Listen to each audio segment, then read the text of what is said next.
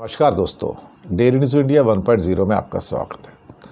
America में जो मंदी का संकट आया है, अब उसका असर भारत पर पड़ना शुरू होगा? नहीं, शुरू हो गया है, ऑलरेडी शुरू हो गया है। जुलाई महीने के एक्सपोर्ट के figures one of the all time low 33.90 billion dollar, यानी कि 34 बिलियन डॉलर भी टच नहीं किया, और करीब 23.5 बिलियन डॉलर का ट्रेड गैप आता है।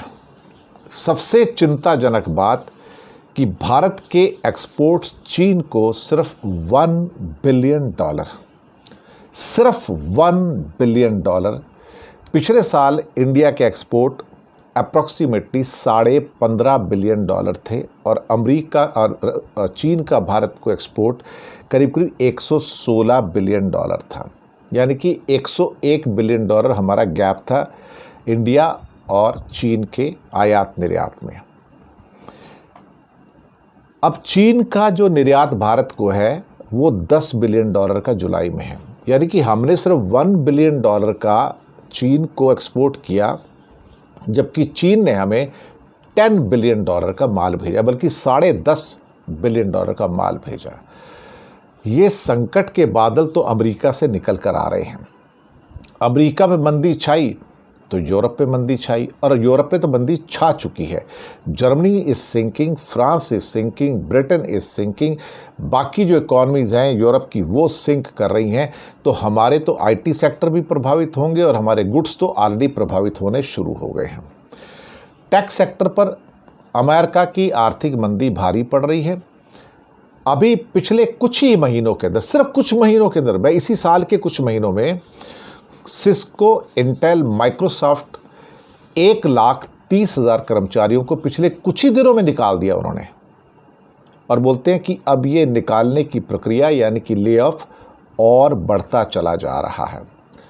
तो अमेरिका की इकॉनमी में कमज़ोरी के संकेत अब पुख्ता होते चले जा रहे हैं, और बेरोज़गारी 4.3% पे पहुंच गई है, और पीएमआई जो मैन्युफैक्चरिंग है वो 9 महीने के सबसे नीचे के लेवल पर आ गया है।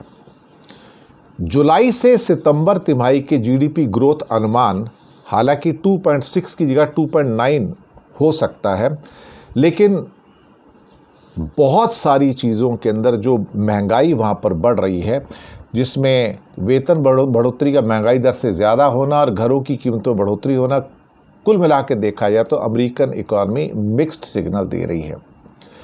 आर्थिक सुस्ती तो है, इसमें कोई शक वाली बात नहीं है, और भारत जैसे देश के लिए चिंता है।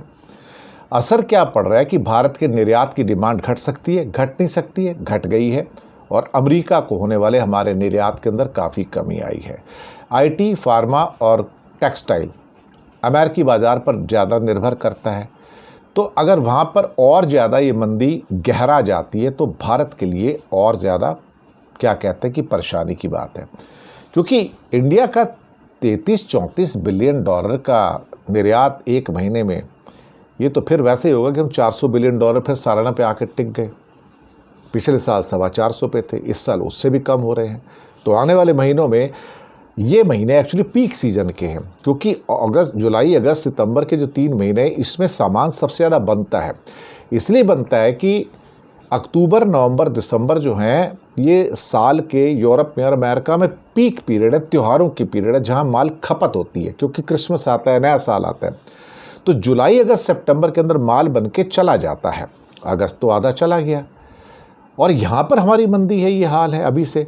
तो इसके बाद अगस्त सितंबर में और मंदी आएगी, और अक्टूबर, नवंबर, दिसंबर जो परचेस के मंथ माने जाते हैं, ख़ास तौर से अमेरिका के अंदर, यूरोप के अंदर, क्योंकि क्रिसमस आता है, मेन क्रिसमस का त्यौहार है, नए साल का त्यौहार है, कुछ छोटे मोटे और त्यौहार हैं, तो वहाँ पे मैक्सिमम परचेजिंग होती है।